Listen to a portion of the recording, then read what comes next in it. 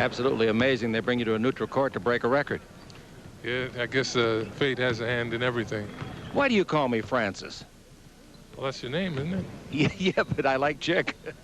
Well, I only do that when I want to get your attention. Yeah. You want my tie now. You want to go to the races. Yeah, with you and Dr. Curlin, so I could join the leisurely crowd there. You've changed so much, I can't believe it. For the better, of course.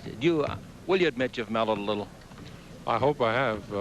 It took a while, and took a lot of learning on my part, but I think I've learned how to live a lot better, and I'm enjoying it now.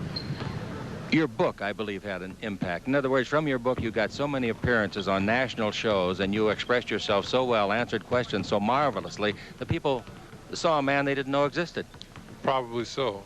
I think in reading my book, I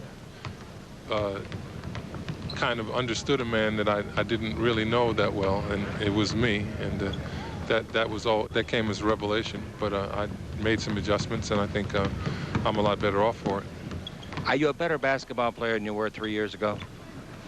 I know I'm wiser. I don't know if I haven't lost that proverbial half step or whatever it is, but I am probably a smarter basketball player. I think that your shot selection is greater, your repertoire of shots, than ever. You've even got that good little left-handed hook going. Well, I need that. Everybody goes to stop the hook on the right side, so I need to be able to do something else to take advantage of the open areas that they give me. I notice now, too, that you'll even get into the high fives with the guys when something really good happens. The first game that Magic ever played with, in 1980, San Diego, you hit the hook shot from the top of the key, and before you knew it, he's hanging around like a lei around your neck, and you didn't know what was happening. But it started a camaraderie that produced a world championship and others to follow. I think so. I think tradition of Irvin gave us tremendous talent in a crucial position, and once we had that, we were a much tougher team and able to do things that we couldn't do before. How do you account for your marvelous health? Do you really work at it? I really work at it. It's a gift in one aspect, and I put a lot of hard work together with that in order to maintain my gift. If you don't want to respond, don't. But I know for sure that you've had chiropractic work on your neck, I believe, and it has taken away all the migraines. Well, I don't know if it's taken away the migraines. I think it's definitely helping in the fact that they don't come back. They can be triggered by a lot of different things, and they found a serious maladjustment in my neck that was probably a big contributing factor. And it's kind of like when you're looking for something 50 feet underground that's laying on the surface, and right. You go right past it.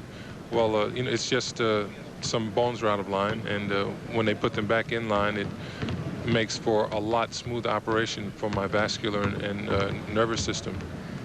Kareem, the record that you're establishing, I don't think it'll ever be broken. I don't think anybody can play as many games over as many years and play as consistently. Well, we'll wait and see, and we'll talk about it if and when it happens. I think that's part of the enjoyment of following sports. You get to theorize about a lot of things. You get to see some great things. Consistency, I said the word, and you were consistent. UCLA, 3 years All-American, averaged 26 points. In this league, you've been consistently at a 27-point-a-game average throughout your career. This year, 21. The last 40 games, right back up there again. Well, I think after about December, I started playing a lot better.